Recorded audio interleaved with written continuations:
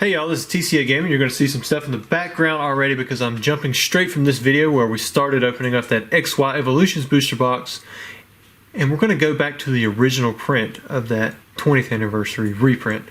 It's going to be this first edition base set, and what I'm going to do today is, I know for a fact that this is a light first edition base set sealed booster pack. What I mean by light is that I've already weighed it and determined that there should not be any of these cards that are flashing in the background, which means they're holographic. So most likely we're going to have a non-holographic rare card, which are less appealing and a lot more common. Now, the fact that this pack is a base first edition means that it's really not that common of a pack at all. In fact, this booster pack, I think around this time, is probably roughly in the $2,000 range, cleared for somebody who wants to sell it. So for me to open this and not even and to know that I'm not even going to get a holographic card would seem like a crazy idea.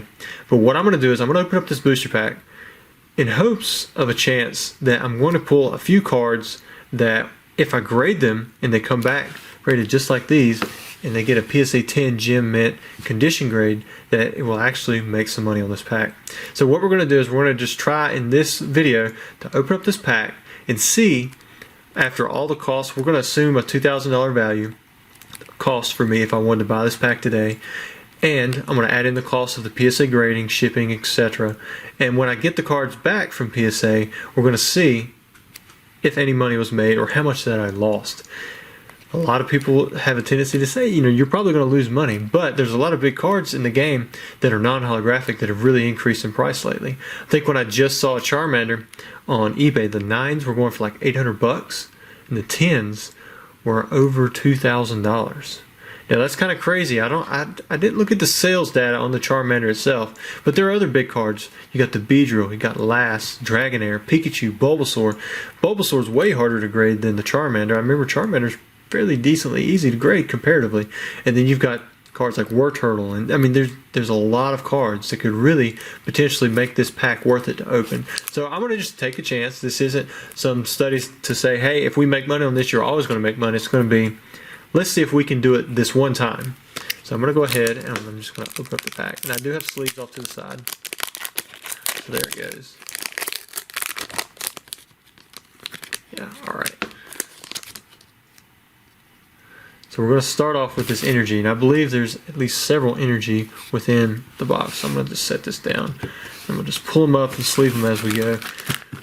Alright, so the first card we have here, it's a Psychic Energy. Probably $40 or so if we get a 10 on it, so really you don't want energies. Next up we have Tangela, another kind of standard card, but what I'm really liking is the fact that these cards are well centered, because usually if they're well centered and they're coming straight out of a pack, non-holographic cards have a good chance of getting that 10. I mean, that looks like a really clean card. Next up, we have Sandshrew. Again, not one of the big hitters that we're looking for, but in the end, it should be able to help us out, make a little bit of money. We've got Bill.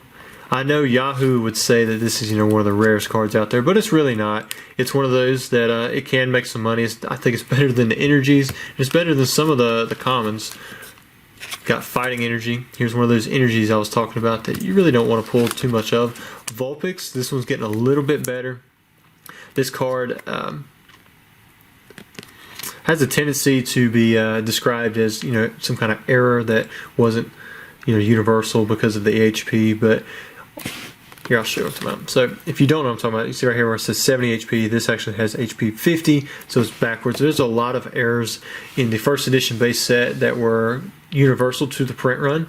And in fact, this one was carried over into the unlimited base and was not corrected until the 1999-2000 print run, which you could get from Europe or Australia. And I'm not completely sure if it was corrected in the United States, very limited release of the 1999-2000 packs. Next up we have us a big hitter. So we've got us the Squirtle. This is one of the 3 starters. Charmander was the one I was telling you was worth quite a bit of money, and man, I think this one might have a shot at the 10. Bulbasaur is a lot tougher to grade.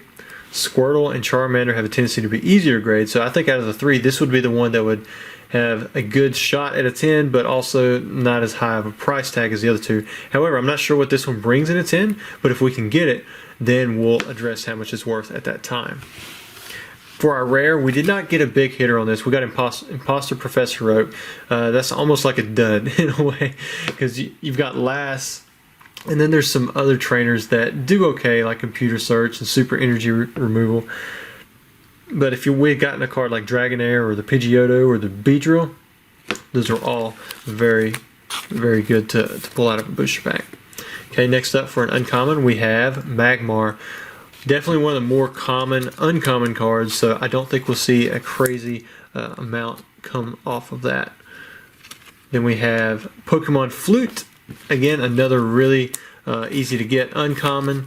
And then last but not least, well, probably the least of the uncommons, Porygon. Probably one of the easiest uncommons to get. You've got Porygon, Nidorino, Magmar, Dugong. Those are all really easy to get PSA 10 cards in the first edition base set uncommons.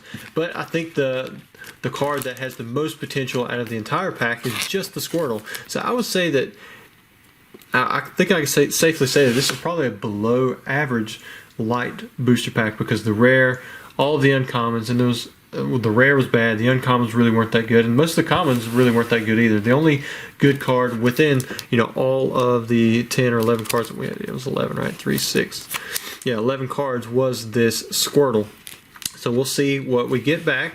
We'll grade these all, and hopefully we can get some 10s, and I'll add in the PSA submission service, and we'll see if we can actually make our value back from opening up one of these booster packs.